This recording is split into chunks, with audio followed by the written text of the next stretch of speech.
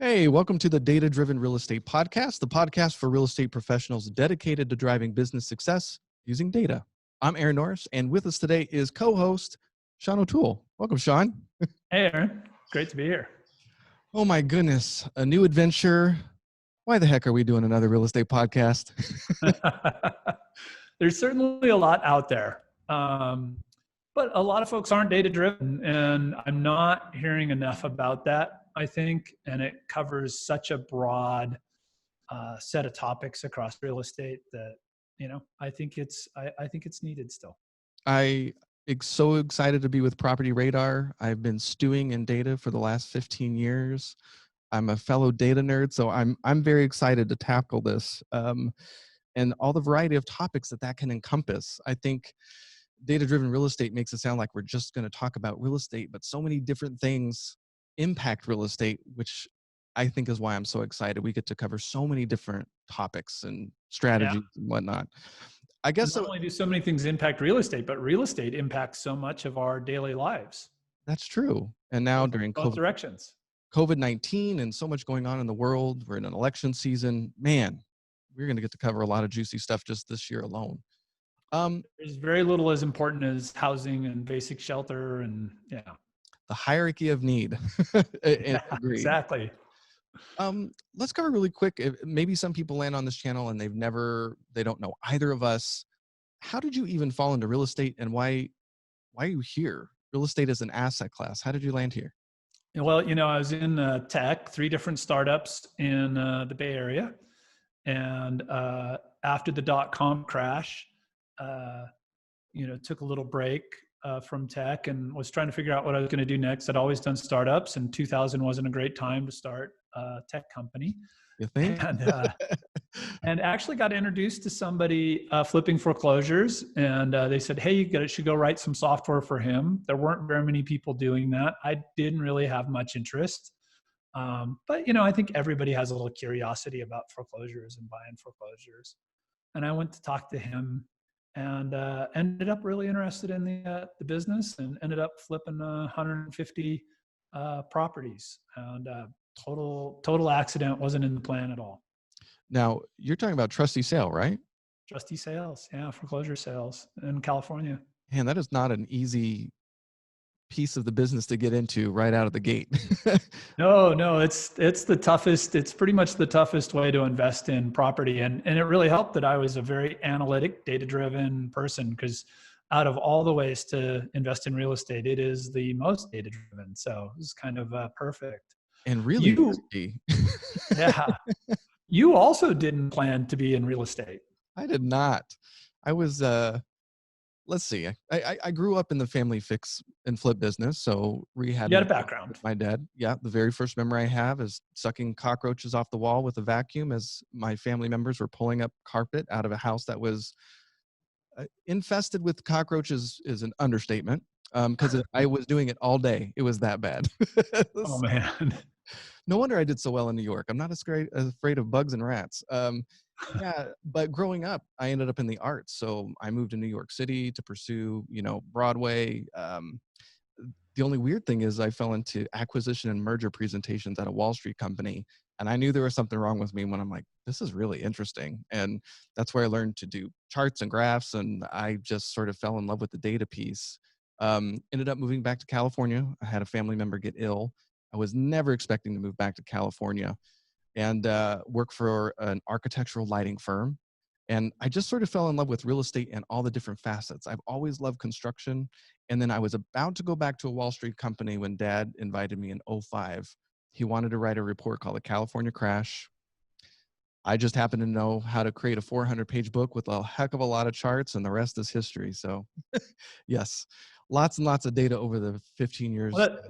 That is something we both have in common, right? We both came to the conclusion that the real estate market was in trouble at the end of 2005. And your dad probably gets credit for that more than you do, but you helped him make that case, and you helped him do all the research and put that presentation together.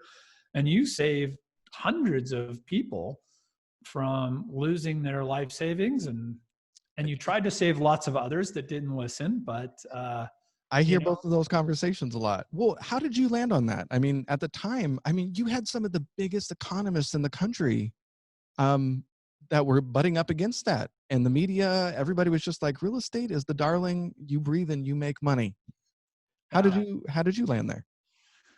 You know, I sold a house in Stockton to a maid at a hotel, and her husband was a field worker. And you know, both hardworking, honest, awesome people, but they were buying a $450,000 house, both barely making more than minimum wage. And the only reason they could afford it was because of a pay option arm, Mhm. which gave it a very low initial payment. And the pay option arm was actually a great mortgage product. I had one when I was 18. I bought my first house when I was 18, and we can talk more about that later. But it it was a great product, but it got misused during the crisis in that they qualified people based on this low temporary payment. And I looked at this and I went, these folks aren't going to be able to make this payment. This isn't going to work. And it really is like, I don't even feel good about selling them this house. Like, I, I want out. This isn't okay. And that was really the first indicator to me. And then there was some others. You know, I started to see new construction subdivisions where suddenly they were offering a free swimming pool. And I'm like, but Joe down the street who had bad credit and got 100% financing, he didn't get a free swimming pool. And Mhm. he doesn't care about his credit. So when he doesn't get a free swimming pool, he's going to say, screw this, I'm not making my payment. And anyways, it was a house of cards, which was, you know, that first 60 minutes episode that covered this was called The House of Cards. And it was clear to me at the end of 2005, it was a huge house of cards and it was going to fail. Did you share your opinion with a lot of people? I did not do what your dad did, right? Your dad got out there and really said, hey, everybody. I instead went kind of the other direction. I thought, I wasn't keeping it secret by any means, but like I tried to put together the big short, right? Mhm. I went and rounded up some Wall Street friends and the rest and showed them the data and said, here's what's coming.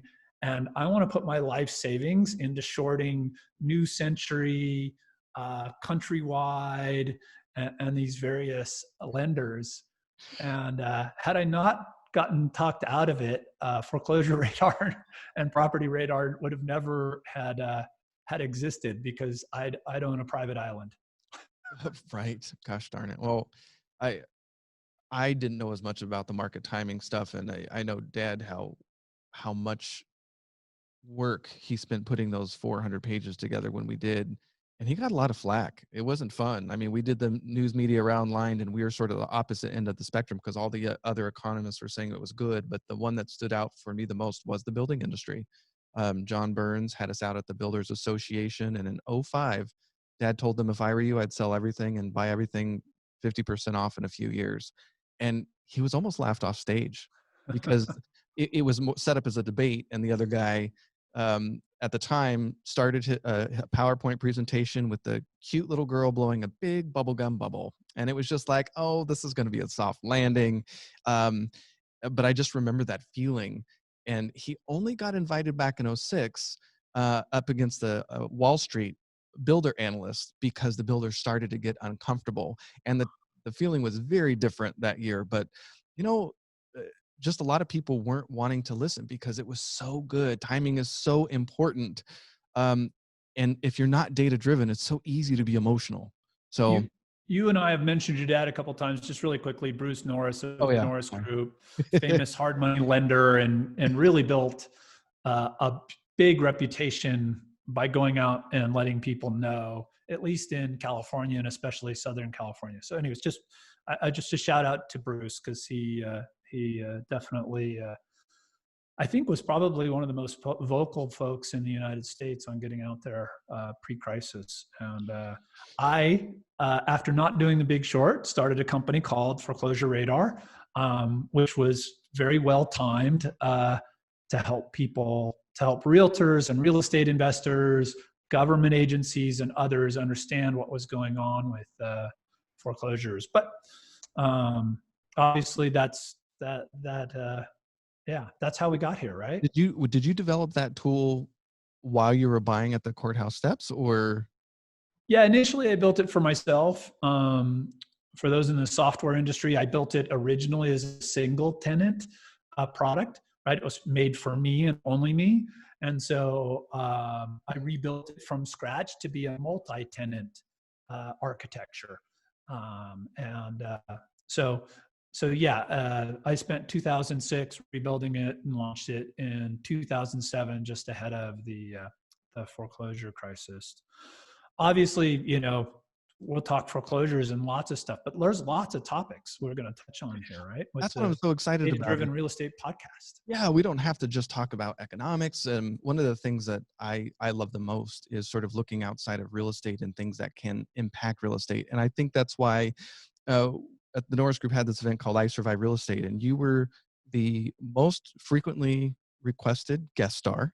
I think you did 10 out of the 12 that we've done since 2008, and it was an homage to the time. In 2008, we started I Survive Real Estate. And I Survived raised an awful lot of money. I mean, it's great, brought all the real estate investor clubs together, but it raised an awful lot of money for charities, first cancer and then children's, Make-A-Wish, St. Jude's.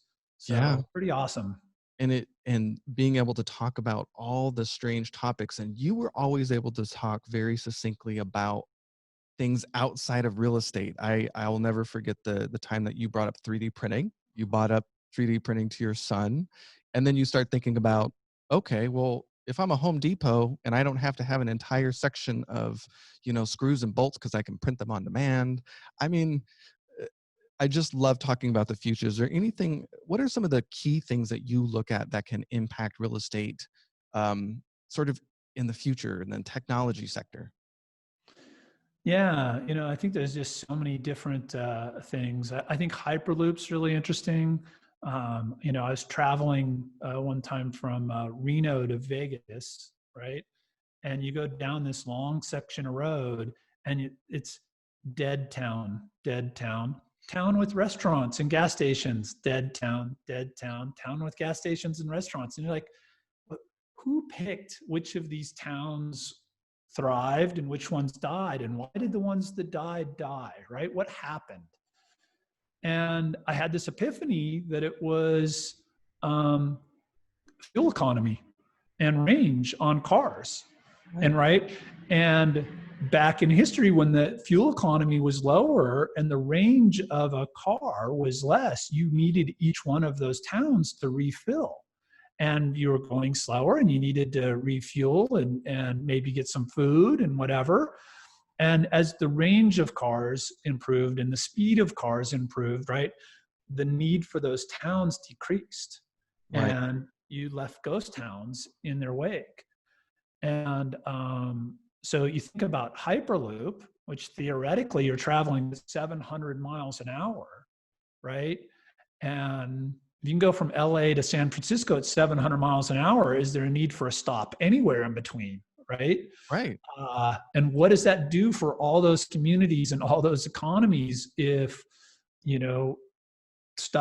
people aren't flowing back and forth on those routes and going into the gas stations and the local stores and, the fast food places and the rest?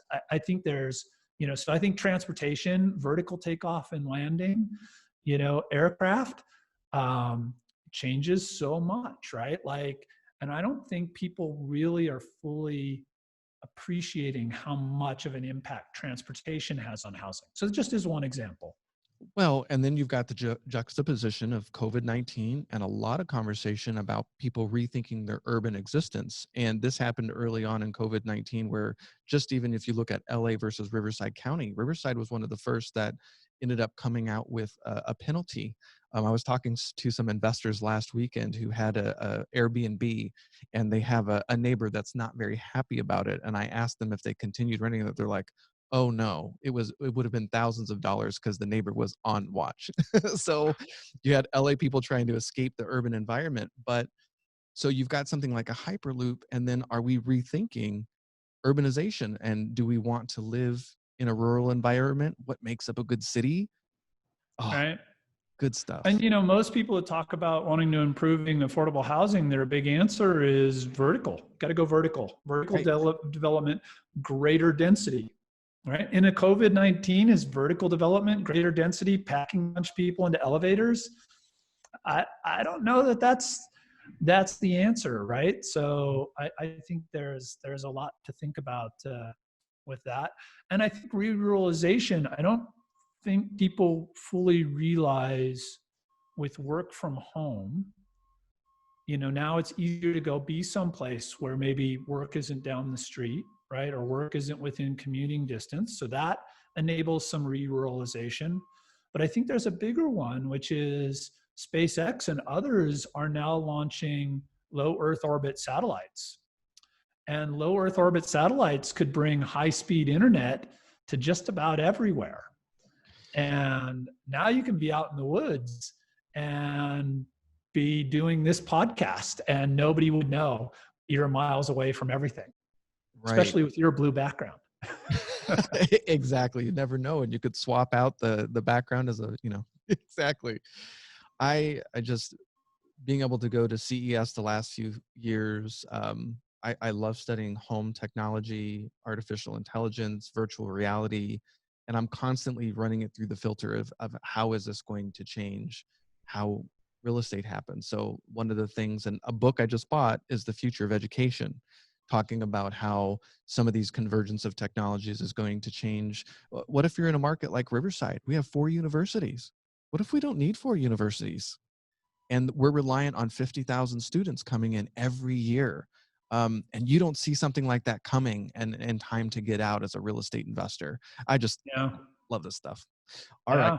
So we get to cover We lots also of, just learned though, what kind of a failure we still are at remote education, right? Like, I mean, I think a lot of people just learned that remote education is not ready for prime time, especially with the younger kids.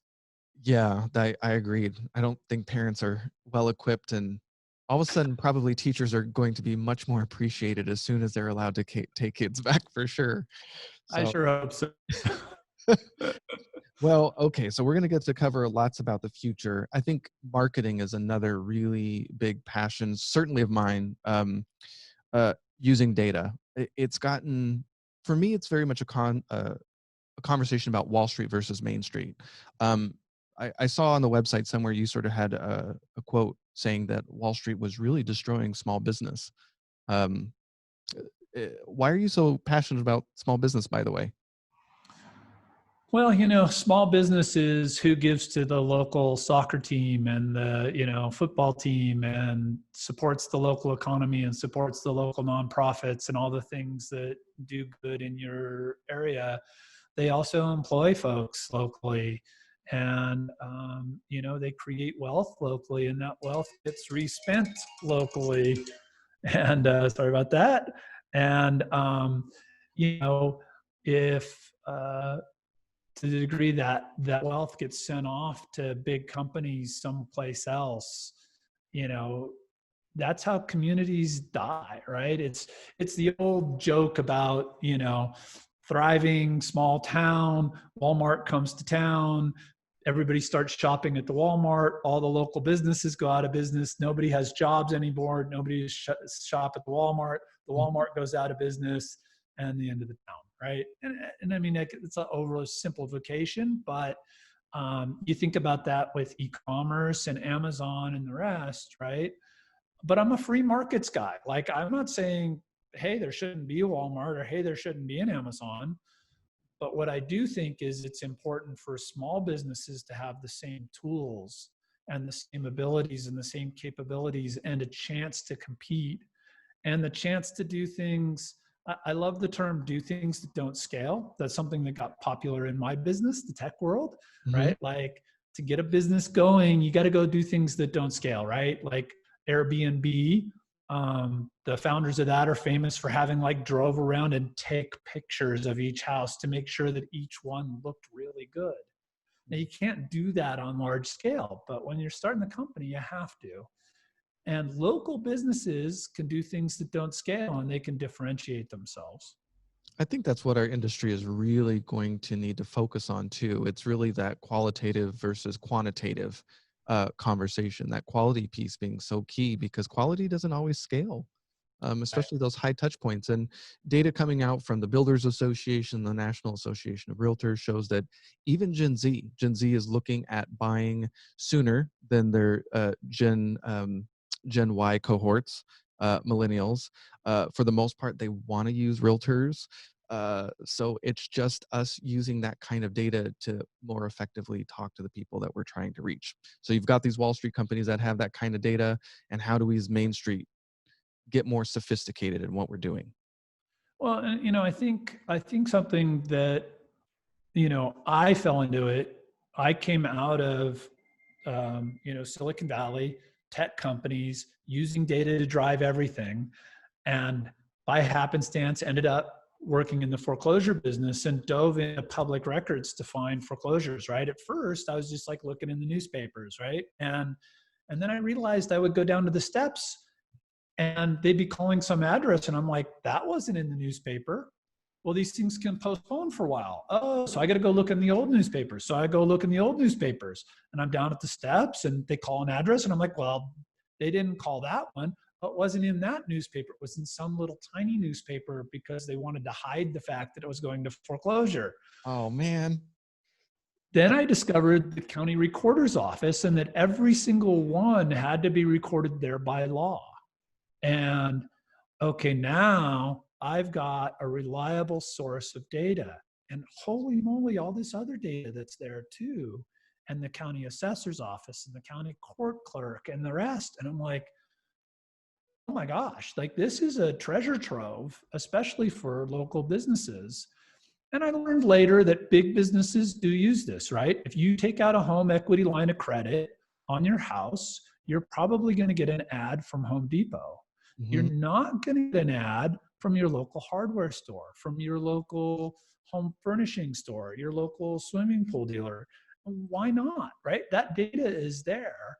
And so with Foreclosure Radar, we started surfacing that public records data. And now with Property Radar, that's really the big goal, is to make that you can know every single customer in your market by name, have some idea of, the amount of net worth or income that they have, and know how to reach them and know how long they've lived there. Like there's a lot of that stuff that's just public record and is freely accessible, to use. I think there's a huge opportunity there to level the playing field for Main Street. Unfortunately, where Main Street's going right now is relying more and more on big tech companies like Google to send them business, or Yelp to send them business, or Amazon to send them business. Right. And I think they can create their own. I'm excited. It's the democratization of data. But kudos to Property Radar. It's really changed the game as far as making it usable and all in one place. It may be publicly available, but the thought of going down to your local county recorder's office, you're like, what? It Um, was pretty tough, and that is, I realized the value of doing it for others for sure, because I did it myself for quite a while, and it's tough. well, and there's sort of a philosophy internally about chocolate versus peanut butter, which I really like, and uh, I've been talking about for years. I think there's room for everybody in real estate, and it's just finding out what you bring to the table. And then if Right. you combine it, the where the peanut butter is sort of the data that allows you to connect with the consumer. So I am very much looking forward to dissecting a lot of different channels and marketing channels, exploring funnels, maybe specific niches. And that leads into the next topic that we're going to cover a lot, is strategies. Um, Well, yeah. I was just going to say, I think for those just tuning in or wanting to learn what we're trying to cover here with the Data-Driven Real Estate podcast, right, is really for any property-centric business. So realtors, real estate investors, commercial brokers, property managers, home services companies, like roofers, solar, right, all the rest. Like, we're going to get into this podcast, like how do they reach local customers? What are the best methods? How can they do it themselves? How can they cut out that middleman intermediary that they have to buy leads from today that can turn them off tomorrow because somebody else is going to pay more, right? Like, I think all of those kinds of how you build and grow a small business in a local town, or towns, like, and compete with the big guy. And whether it's using public records or other data-driven approaches, is definitely a key piece of what this podcast is going to be about. And I'm going to love that piece. I'm already thinking of some very unique guests that we can have. Strategies, market timing, which we'll get to in a second. Market timing often dictates the strategies that work in any specific market, and they can be so different. Well, I mean, you started with ForeclosureRadar, and now, PropertyRadar is about the people, but it just so happens right now in this moment in time, even with COVID-19, there's not a lot of distressed inventory to talk about. It's about equity sellers. And that strategy, my absolute favorite is when I talk to somebody that's been through sort of like a big guru camp, right? And they call and they're like, I'm doing REOs. And you're like, oh, are you? And I'm like, great, you know what? I'm going to help you out. Go online, type in Bank of America REO. They're like, all right, I'm here. I'm all, type in a city. They'll type in Riverside. They're like, there's 5. I'm all, there's 5. So, they've been sort of sold this idea. I'm like, listen, it's not that it doesn't ever work. It just doesn't work right now. And where you're wanting to do this is where the opportunity is. So it's data, it's market timing, and then understanding how to reach that customer. What are some of the big strategies you're seeing right now? Let's say on the West Coast. Most of my people are doing, let's say, equity sellers, and some people only do cold Talking real estate investors. Yeah, for now, let's do strategies there. So I have some people who cold call only, door knock, some that do mailers, some that do SEO and SEM work, but it's all about the equity seller. Any other strategies you see quite a bit right now? Well, I think one thing is that, real estate's still going up right now because of a lack of supply, but it's definitely flattening, right? It's not going up as fast as it was in some of the years past, right? Right. So we've seen people have good luck targeting folks that bought in 2009, 2010 that have had huge appreciation, Ginormous. Right? They've been on the big up wild ride, and now it's kind of flattened out, and they're still having to deal with maybe a tenant that isn't that great, and they still have their job and their other things that they do, and don't really have time to be a super hands-on landlord. And but you can't evict somebody right now, right? You can't. It's hard to get folks out. And so if you're coming in as an investor saying, hey, I'll take all that off your hands, right? They can afford to sell at a discount. They had such huge appreciation, right? So that's a good one. There definitely is distress in the market where people need to sell. You got folks selling one place because they're moved back into another. You got some short-term rental folks that got a little over their skis and need to downsize and scale back a little bit, right? Like, so, you've got folks that want to get out of the city and move and go rural. Some of these things work for realtors too on the listing side. So I think some of those things are driven by, COVID and the rest. And then we've got an aging population, right? So we've got older folks who maybe it's time to downsize, but so you can go from a, 1,500 square foot house in the peninsula on the Bay Area to a 3,000 square foot house in Sacramento. keep your low property tax bases, which is something most people don't know about, Mm-hmm. and put $500,000 in the bank tax free. So you're in a nicer home, put $500,000 in the bank, kept your low tax basis because you've lived in your house for 20 years, you know,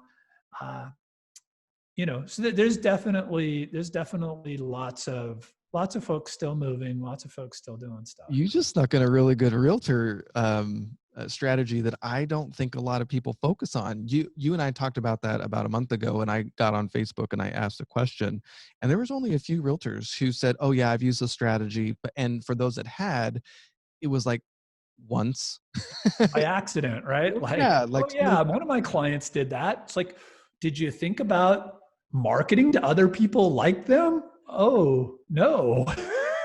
Gosh, well, and I think that's a real key for realtors right now is if you're really losing out if you don't get at least somewhat dangerous in that estate planning piece. There's a lot of conversation. People have to age in place because they don't have a choice. This is definitely a way around it. And if not, starting to build those partners in other states to help them, get out of the state so they can be close to kids or whatever. But lots of interesting opportunities and, strategies come from the timing and the marketing. So I know we'll get to cover a ton of stuff there.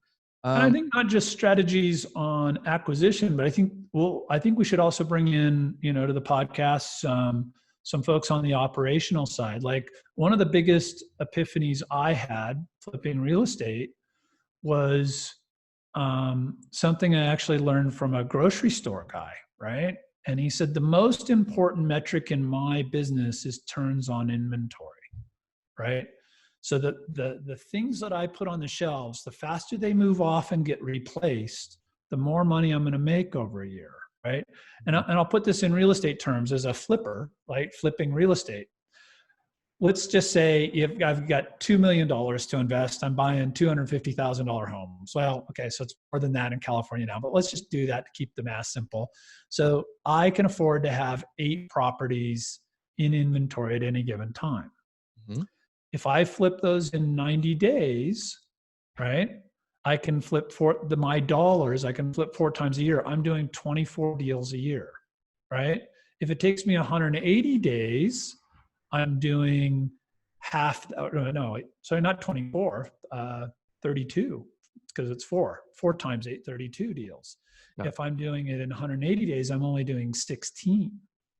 Now, if I'm making the same amount per deal, I'm making half as much money because I took twice as long over the course of a year. And the turns on inventory is something, most investors don't even think about. I'll ask an investor, they'll go, "Oh, I made $100,000 on a deal." I'm like, "Awesome. How long did it take?" And they don't bring that part up. Because if they did it in 5 days and it was a $500,000 deal, their ROI is pretty spectacular. Right. If they did it in 2 years, their ROI is kind of so-so. You've been watching too much HGTV. I see your numbers. It's asking those hard questions. So you're saying interviewing people sort of on their operation side, how to get better at maybe turning and creating a business that's more data-driven to drive efficiency, perhaps.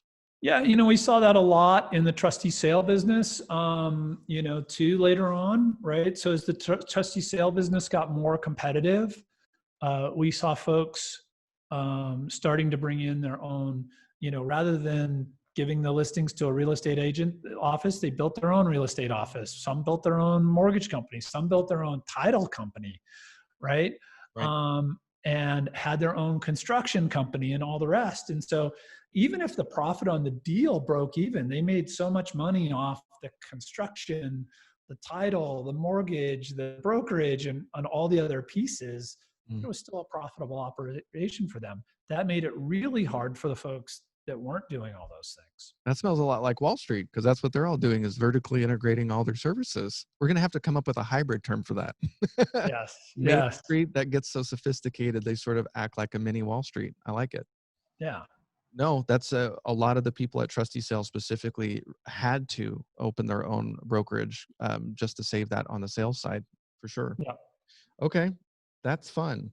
And same thing, we're seeing the same thing with like realtors and teams, right? So you're bringing in teams and each person has a specialty, right? You may have one person who's super good going out and networking and or involved in organizations, things like that. Somebody else is a really great marketer, right? Or maybe it's a team of good networkers that hire a marketer, right?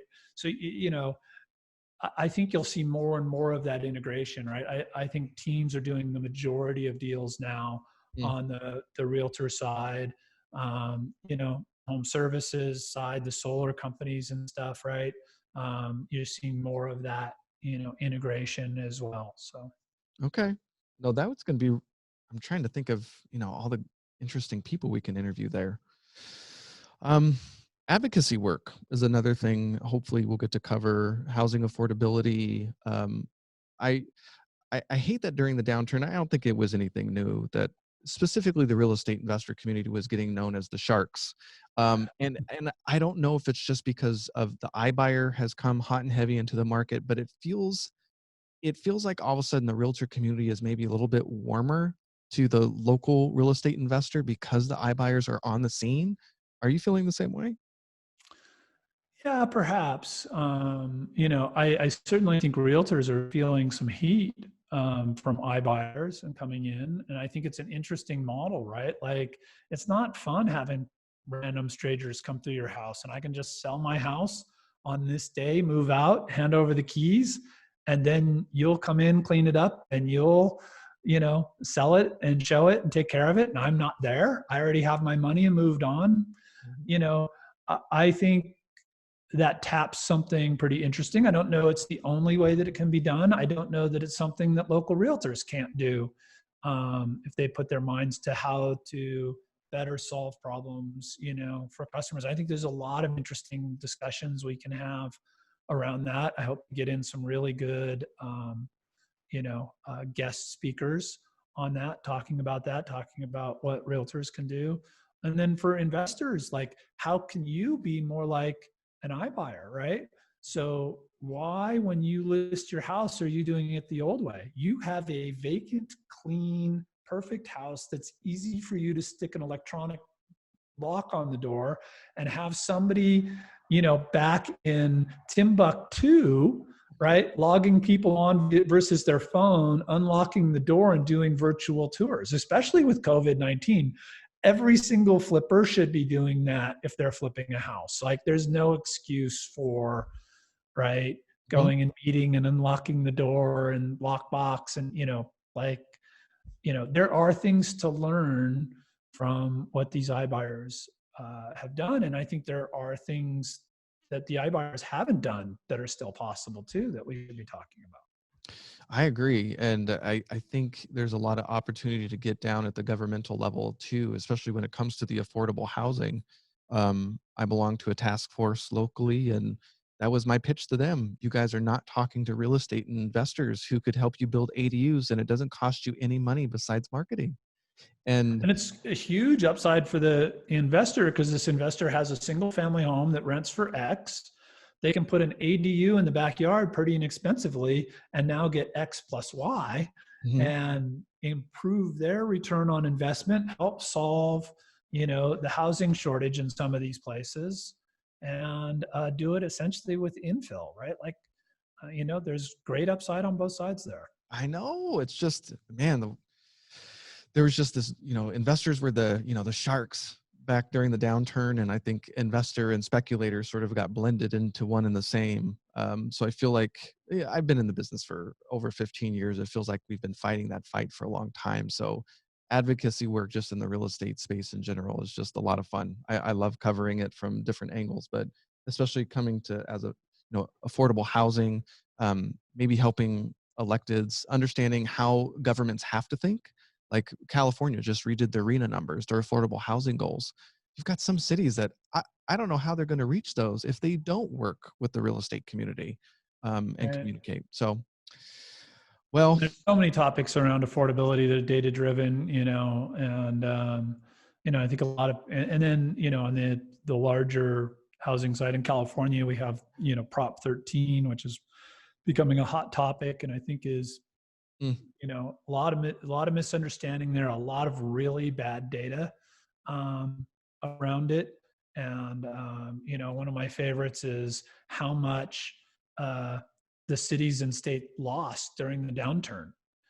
The only problem with that is if you were to take a line from, like 2000 before the downturn through to today, like it's been steady growth. The problem is that there was this big wave of surplus money that was never real. It didn't really increase the value of real estate. Real estate was never worth that much. It created this big surplus that these cities got misspent, honestly. And negotiated long-term contracts based on said and then committed to, right? Yep. And so now they're like, oh, we have a shortfall. No, you don't. You wasted a surplus. And, so not that Prop 13 is perfect. I also think, only going up 2% a year when inflation's higher than that isn't good. But, I think can be better data, better conversation, better solutions that come out of good conversations. And I hope that's something we dig into here as well. Affordability, property taxes, growth, all of those kinds of topics. And I love that topic specifically when we can talk about opportunities that they're not thinking of, like Main Street getting to be able to dig in and know how to work. I think it's just really important that the real estate community at large really get involved locally. I think there's a huge benefit to that. Finding the little nuggets of opportunity that Wall Street won't ever find because they're not. Yeah. How do you, if we're going to change housing, policy to help affordability, how do you do that while helping communities, right? Most policies so far are like, oh, let's add a tax that hurts the very people we're trying to help, right? And it's like, well, what? It doesn't even make sense. And like, I don't even understand where these conversations, or where these ideas come from. So yeah, I'd really like to dig into all of those, and nationally, there's a lot of different things going on. Especially with affordable housing, sometimes it really feels like us versus them, but it's also so highly politicized. It's hard to know which data to trust because it becomes very emotional very quickly because it's so important. And I think just living in New York City, I lived in Harlem, where there was a lot of I'm that nerd that goes on YouTube and watches things about project housing and how it didn't work and why it didn't work and how Manhattan almost had a lot of freeways. Like I almost went back to school for urban planning. I'm fascinated by that. You would have been good. Well, and what the future looks like. When I worked for that architectural lighting designer, I was bidding on projects worldwide, but I'm in love with Vegas because I've just really watched their journey over the last 13 years of what they thought they were going to build, what they ended up building. Now we have Elon Musk out there building. I didn't know this until a couple months ago that they had moved forward with the underground transportation car to the what are they calling that? Hyperloop. No, not Hyperloop, the underground. The boring tunnel. Yes, boring company. I didn't know that had moved forward, and I think it's supposed to roll out in the next year. Yeah. Wow. What does the future look like? And it's with all this convergence of technology, it's not that far away. Anyway, we're getting close to, let's see, 45, and I know we had some questions on Facebook. In the future, what I'm going to be doing as we research shows is PropertyRadar has a community, and I'm going to, before we record, we'll post the suggested questions and the topic we're researching with links to stories and whatnot, and then if people have questions, they can ask there, and we'll try to incorporate them. And the number one question I got for you today is... And questions, and just want to clear, they can ask questions after each episode too, and we'll get back to them in that same forum at community.propertyradar.com. We're going to be linking the shows on the blog to that community. So yeah, we'd love feedback. And if you have any suggestions on guests, please let us know. We posted it in the community, and then I got the majority of the response this time in Facebook since it's new. But everybody's wanting to know from you, COVID-19, are we going to have a huge wave of foreclosures? Yeah. Having been the foreclosure guy, right? The guy in 60 minutes. Yeah. So let's start with the fun one. Yes, there will be a wave of foreclosures. unfortunately, Uh-oh. we've had a wave of moratoriums, right? Foreclosure moratoriums here have largely not completely stopped foreclosures. They're still going through. There's reasons they can happen. Vacant homes. The moratoriums basically say you can't foreclose on somebody who's been affected by COVID-19. And affected is such a broad category that I think most lenders are being pretty safe there in terms of what they'll foreclose on. But there are always foreclosures in the pipeline due to the 5Ds: death, disease, divorce, drugs, denial, right? And so they're always there. They're always a piece of the market, right?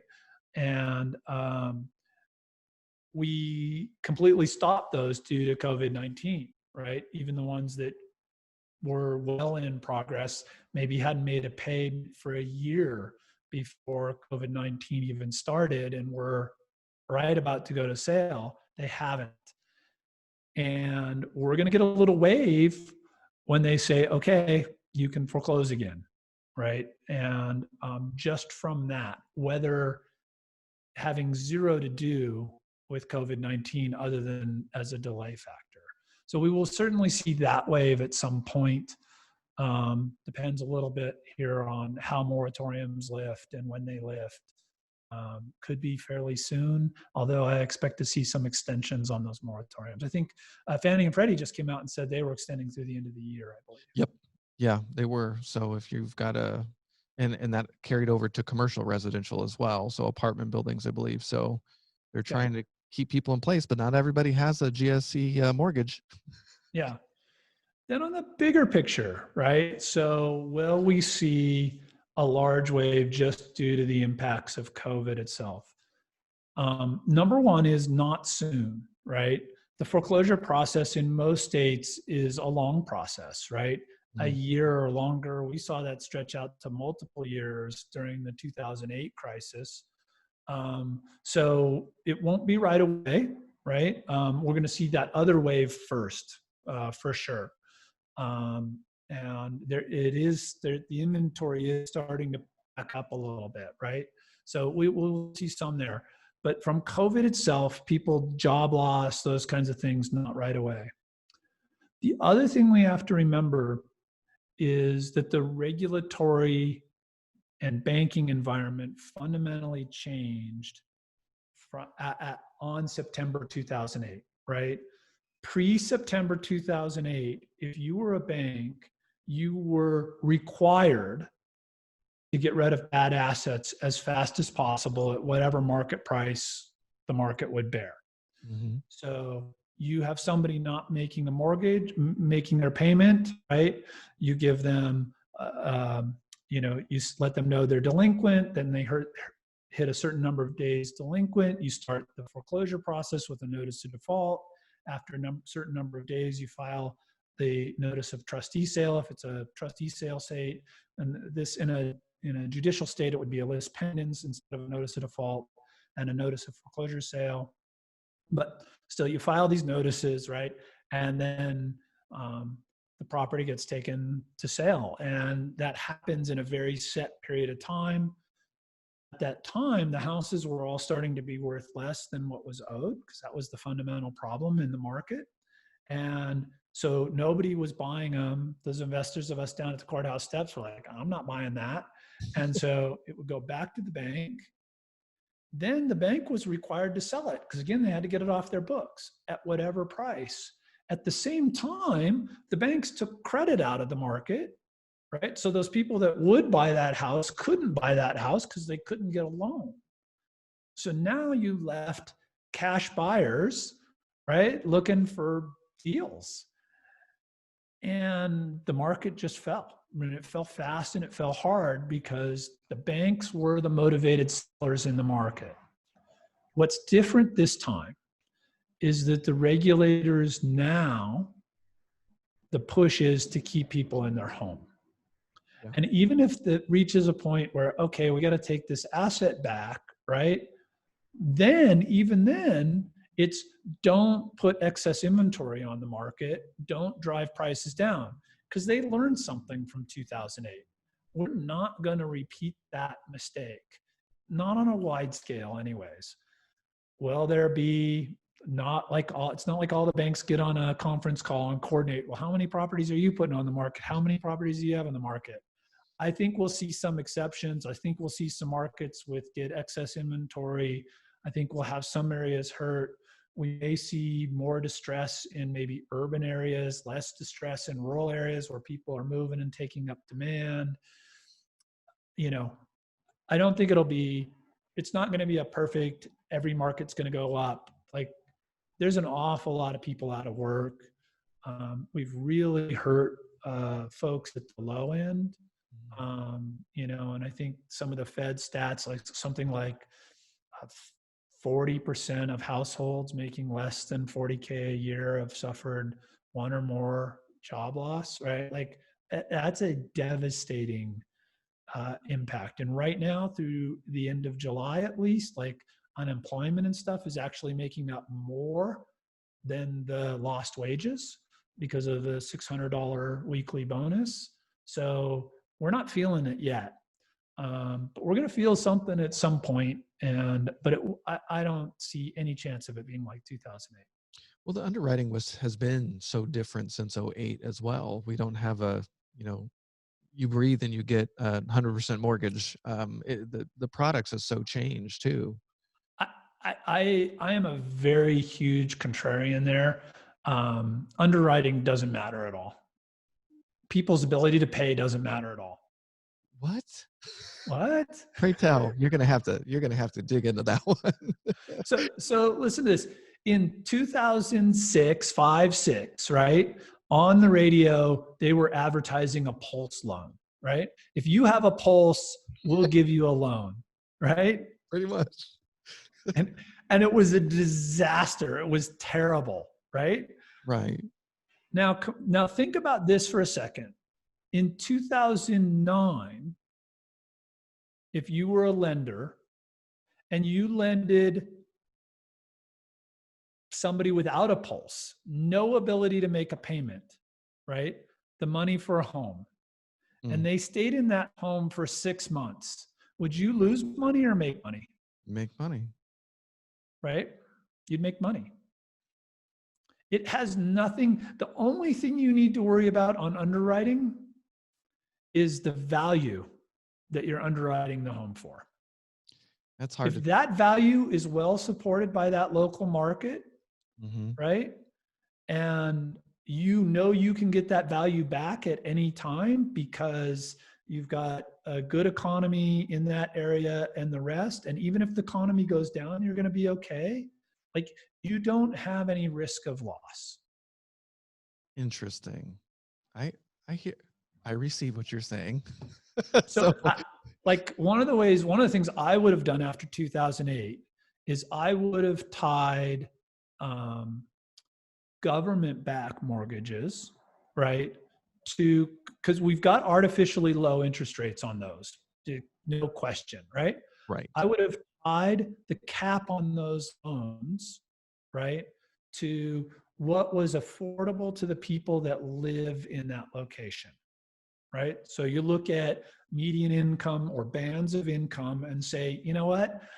Loans in this area should be capped at this because that's what people that live there, that earn incomes there, et cetera, can afford. And if we start lending above that, we are putting people, over their skis and putting them in a bad position and hurting that local economy. Interesting. Then I'm not saying I'm a free capitalist, right? Okay. I'm just saying if we're going to do government-backed, right, implicit or explicit taxpayer-backed loans, that's the safe loan that we as taxpayers should be backing. Okay. To the degree the free market wants to come in at their own risk and say, we'll loan more than that, let them do it. Well, or to the degree that somebody wants to come in and buy in that market and pay a higher unsubsidized interest rate to borrow more than that incorporates that risk, let them do it, right? Instead, we put in all these rules about who can make a loan or can't make a loan and all this stuff, but we didn't address the underlying problem, right? So now there's all these rules about qualifying the mortgage and all the rest. Yep. For mortgages that probably shouldn't even be made, that are still subsidized by taxpayers at prices that aren't affordable to the people that live there. And Agreed. that is part of our affordability crisis. Oh man, that's a juicy topic. We're going to have to dig in definitely more. We have a lot of stuff to cover. There are a lot of fun topics, and this is why I was so excited to work with you to do this data-driven real estate podcast, because I don't think these things are getting adequate time and discussion. I mean, certainly some of these are, but unfortunately, a lot of the podcasts are like Guru. For investors, it's like Guru, how to get rich quick. Hey, I'm all for talking about what works for successful real estate investors, right?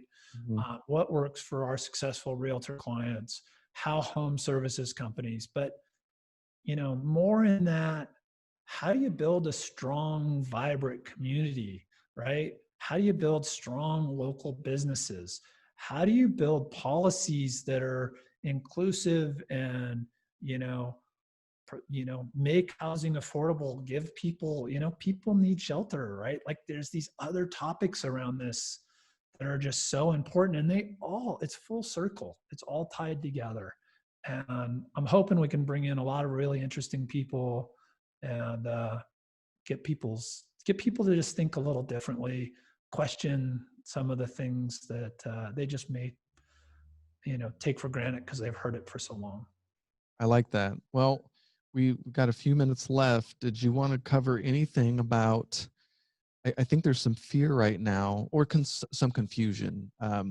Interest rates being so low, inflation, deflation, bubbles. Foreclosure is one thing. Can you have an economy bust and real estate do fine? And it's just such a weird time right now. Yeah, so we've been in this, kind of bubble bust thing, right? So I felt it first, actually. I started a software company. I was 18, but then through a weird thing, ended up owning a real estate magazine in Hawaii in the late 80s. That's so And random. got really impacted by the debt crisis in Japan. And that really hit real estate in Hawaii and really hit my business. And that was the first thing that said, wow, I can have a great business. I can work hard. I can do everything right and still lose, right? Because of things that I wasn't even aware of and were completely out of my mind. I sold all my stocks at the end of 99, right? I was a tech guy. I had friends and family shares in tech companies, and I was heavily invested in tech. And, and I survived that quite nicely Wow. by exiting, right before the bubble burst. That was another one. And we rescued that tech bubble by creating a housing bubble. And again, I kind of rode that housing bubble up, very fortunate, right? Flipped a lot of houses, made a lot of money. But then in 05, like your dad said, geez, we got a problem here. And the bubble burst, right? Mhm. And I was out speaking a lot kind of after 2008 about the foreclosure crisis and everything going on in economics and the rest. And I stopped speaking in 2016 because I'm like, this is it for a while, right? This is, we're going to have a lack of supply, muted demand, slower sales, but still some slowly climbing prices because of lack of supply and natural demand growth just from, birth, deaths, that kind of stuff, right? And it was interesting, but this bubble cycle I think is really important and plays into everything. And we kind of finish up, talking about the next thing is going to be due to a black swan. Oh boy. So we're even going to get to talk about black swans? Yeah, Oh my God. This is for going to be sure. amazing. All right. Well, we are right at the hour mark. So let's wrap it up. thank you for listening for our very first data-driven real estate podcast. And you're going to be able to find show notes, ask questions, and find resources. And we've created a really easy link, datadrivenrealestate.com. So Sean, thank you for doing our very first show. Well, and Aaron, thank you for putting this all together and making it happen. And I'm so excited to have you leading the charge here on realizing this thing that I've wanted to do for quite a while. Pressure's on. Ooh, got to get some good guests here quick. Well, very good. Can't wait to see everybody online. And so we'll see you soon. Thank you.